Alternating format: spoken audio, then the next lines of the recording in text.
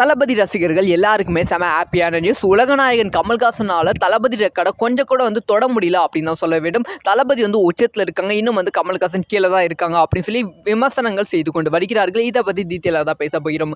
அதாவது ஜூலை 12ஆம் தேதி உலக அளவில் இந்தியன் 2 திரைப்படம் ரிலீஸ் ஆக போகிறது.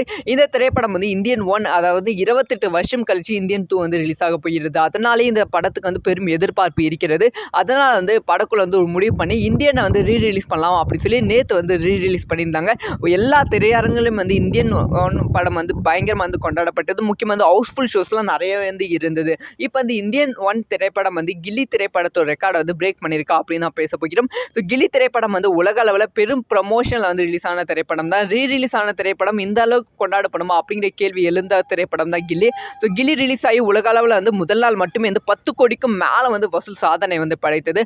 ஆனால் இந்தியன் திரைப்படம் உலக அளவில் ரீரிலீஸ் ஆகி 1 கோடி மட்டும்தான் சாதனை படைத்திருக்கு. ஸோ கில்லியோட ரெக்கார்டை கொஞ்சம் கூட டச் பண்ண முடியல இந்தியனால அப்படின்னு சொல்லப்படுகிறது. ஸோ இந்தியன் 2 திரைப்படம் கில்லி ரெக்கார்டை கிராஸ் பண்ணுமா அப்படின்னு சொல்லி கலாய்த்து கொண்டு வருகிறார்கள் ரசிகர்கள். இதை பற்றி உங்களோட